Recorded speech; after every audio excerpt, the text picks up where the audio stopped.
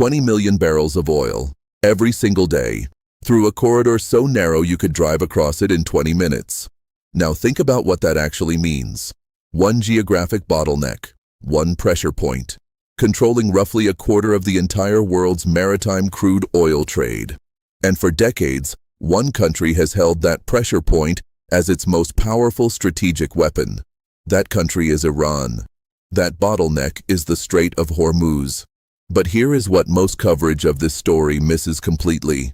While the world has spent decades watching Iran's hand on the Hormuz switch, Saudi Arabia was quietly building a way around it. Not a temporary workaround, not an emergency plan, a permanent, operational, global-scale alternative to the Strait of Hormuz entirely. And it is already running. What Riyadh built comes in three parts. Part 1. A 9-port global shipping network, connecting Saudi Arabia's western coast directly to Shanghai, Yokohama, Rotterdam, and Hamburg. Part 2. A transcontinental hybrid corridor, where the world's largest container shipping company now moves cargo by sea and by truck across the Saudi desert, bypassing Iranian waters completely. Part 3. Petroline.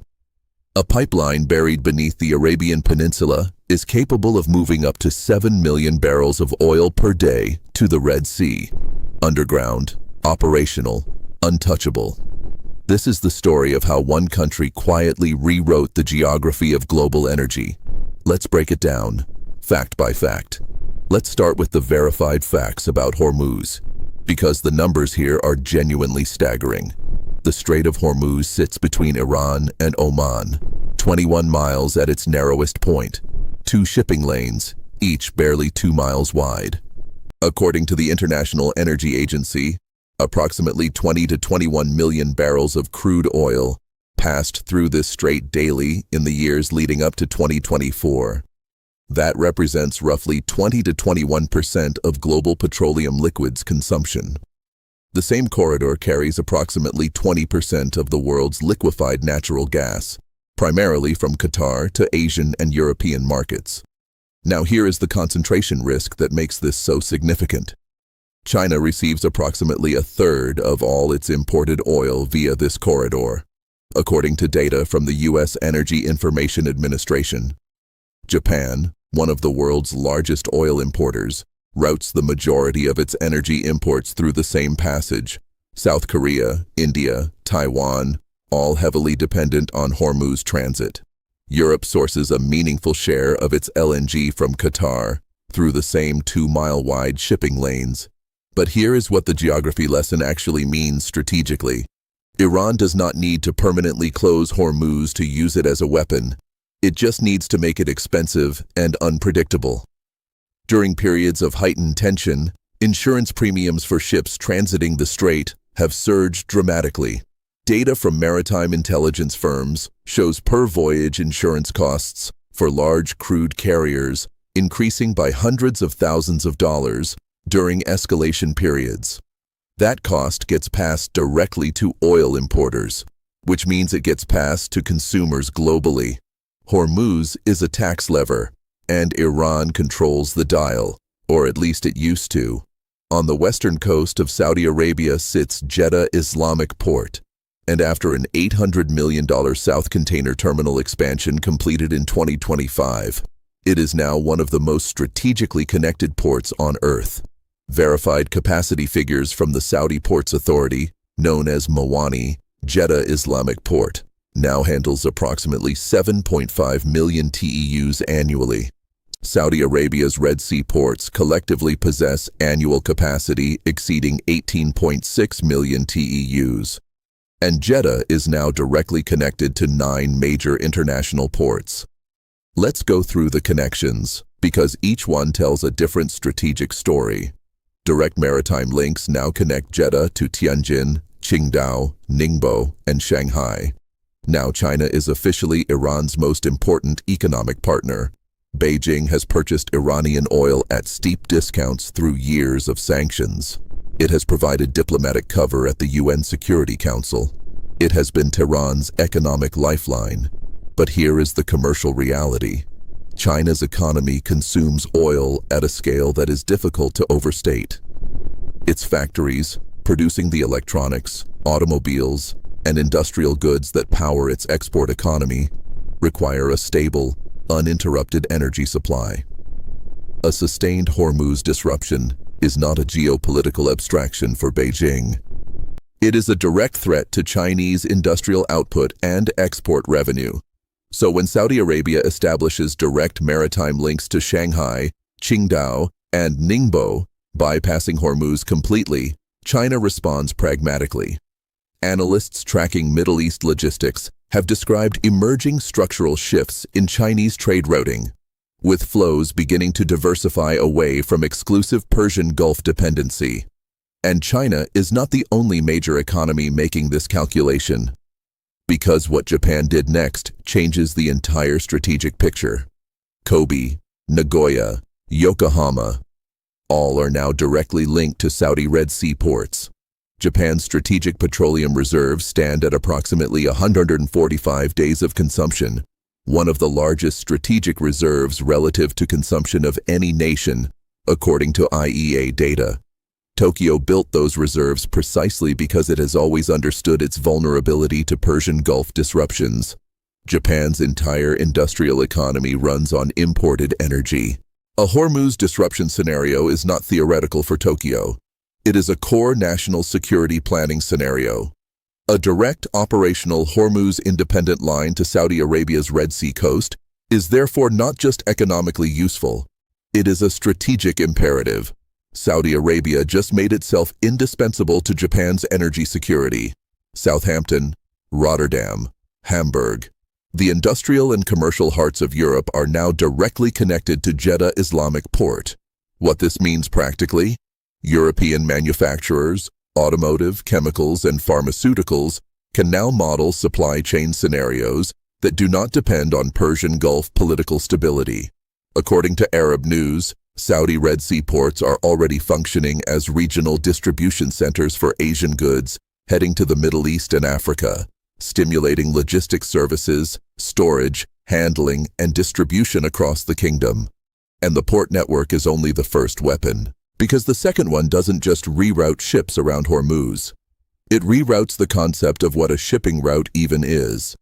MSC, Mediterranean Shipping Company, is the world's largest container shipping company by capacity. In 2025, MSC announced and began operating a hybrid shipping route connecting Europe to the Gulf, completely bypassing the Strait of Hormuz. Here is how it works, step by step. Step 1. A vessel departs from Antwerp with stops in Germany, Italy, Lithuania, and Spain. Step 2. The ship transits the Suez Canal into the Red Sea, stopping at Jeddah Islamic Port and King Abdullah Port on Saudi Arabia's western coast. Step 3. And this is where it becomes genuinely innovative. At King Abdullah Port, the cargo does not continue by sea. It is offloaded, transferred to truck fleets waiting on the highway network. These trucks traverse approximately 1,300 kilometers across Saudi Arabia, from the western coast, through Riyadh, to Dammam on the eastern coast. Step 4. From Dammam, feeder vessels distribute cargo through the Persian Gulf to Kuwait, Bahrain, Abu Dhabi, and beyond. The infrastructure supporting this route, a logistics park of 415,000 square meters at Jeddah, targeted for completion in 2026. Crane capacity at the facility is expanding from 14 to 22 units. Real-time satellite tracking across the entire corridor. This is not improvised trucking. This is a purpose-built, technology-driven, transcontinental logistics bridge. Automotive parts, consumer electronics, pharmaceuticals, food products, all moving through Saudi territory without passing through a single meter of water under Iranian strategic influence.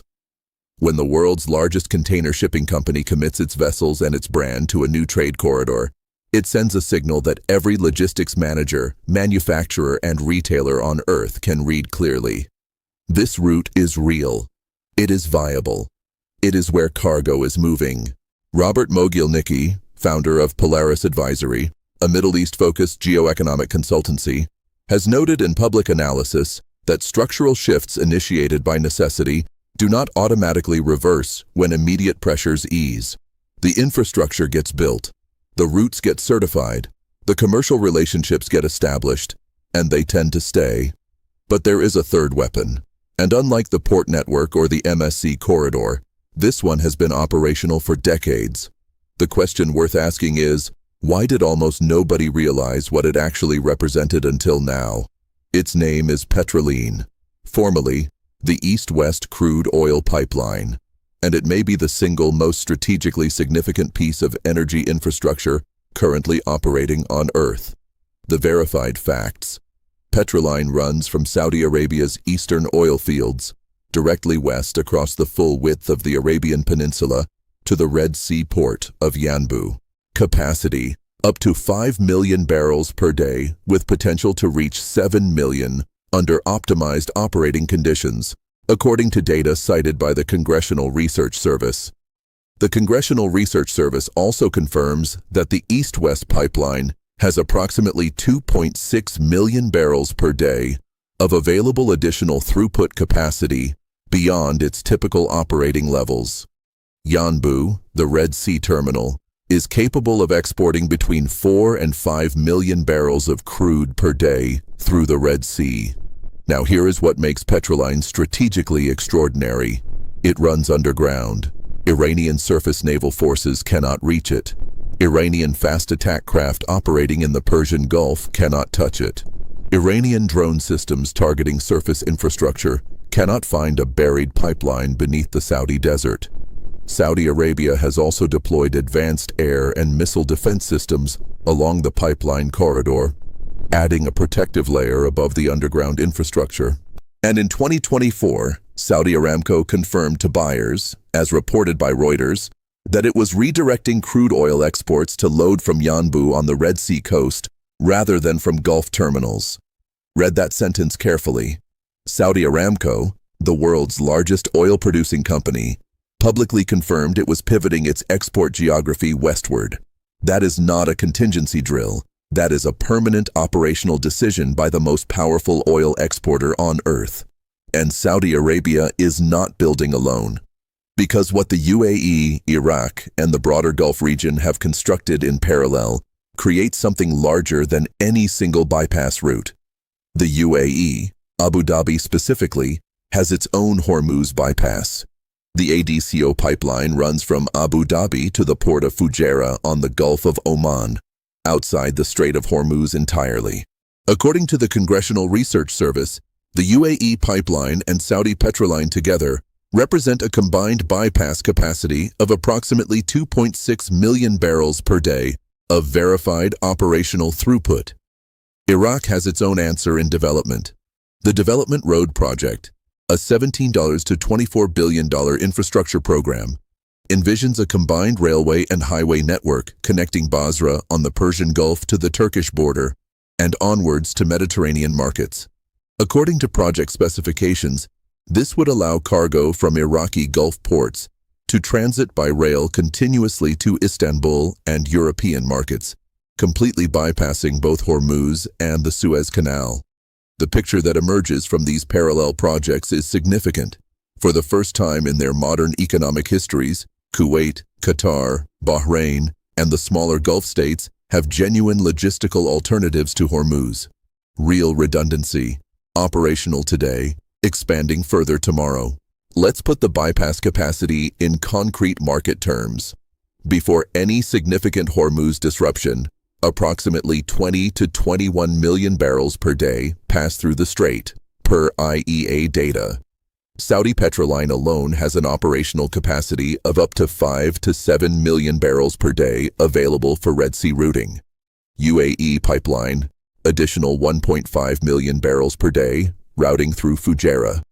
Combined verified bypass capacity, approximately 6.5 to 8.5 million barrels per day, representing roughly 30 to 40% of typical Hormuz daily throughput, is already operational and routable outside Iranian strategic reach. For global oil markets, this is a structural stabilizer of genuine significance.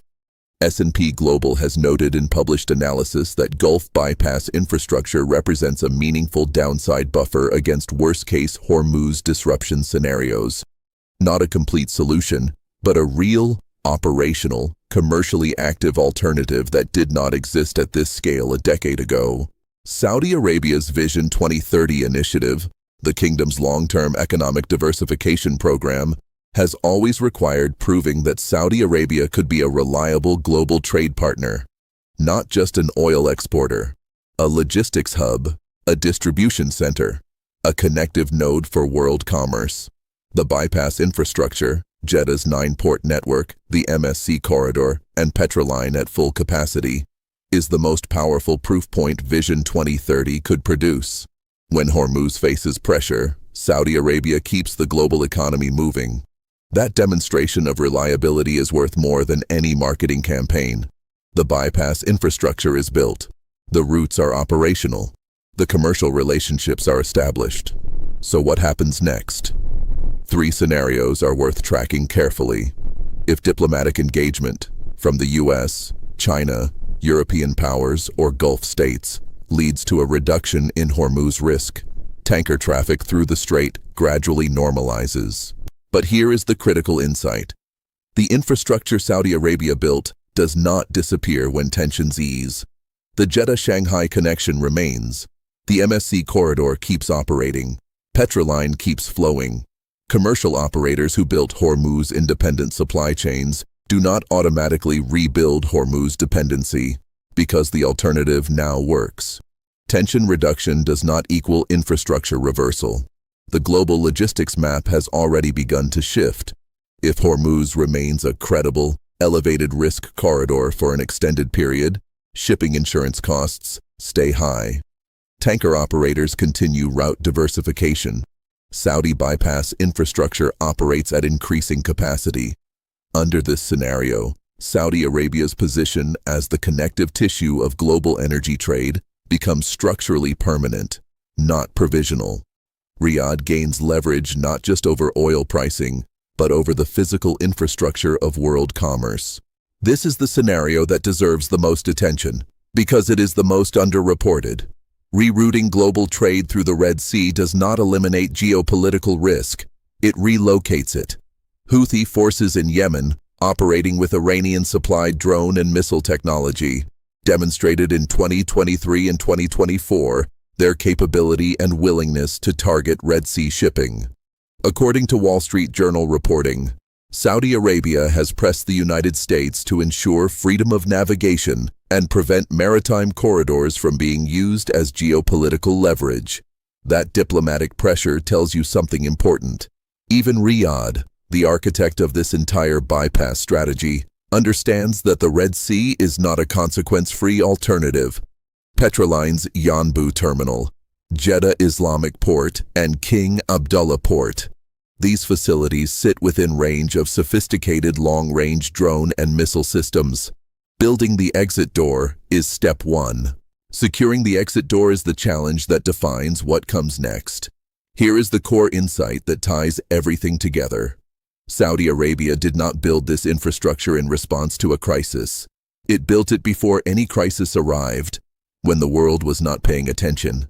The 9-port global network, the MSC transcontinental corridor, Petroline flowing beneath the desert. These were not emergency responses. They were calculated, long-term investments, made with the understanding that the Strait of Hormuz was always a vulnerability for the global economy. And for Saudi Arabia specifically, Vision 2030 needed Riyadh to be more than an oil exporter. It needed the kingdom to be genuinely indispensable to China, to Japan, to Europe, to the global logistics system as a whole. The Hormuz pressure scenario did not create that indispensability. It revealed it. And that distinction, between quietly building power and suddenly revealing it, is what separates reactive states from genuinely strategic ones. Saudi Arabia built quietly, positioned methodically, invested patiently, and when the moment came, the infrastructure was already running. That is what infrastructure strategy actually looks like. Not declarations, not ultimatums, not headlines. If this kind of clear, fact-based geopolitical analysis is what you want more of, subscribe now. We cover the infrastructure, strategy, and economic stories that are quietly reshaping global power, the ones that determine what the world looks like 5 years from now. And drop a comment below. Do you think Saudi Arabia's bypass infrastructure permanently reduces Iran's Hormuz leverage? Or does the Red Sea vulnerability simply shift the pressure point without solving it? I read every comment. Let's talk about it.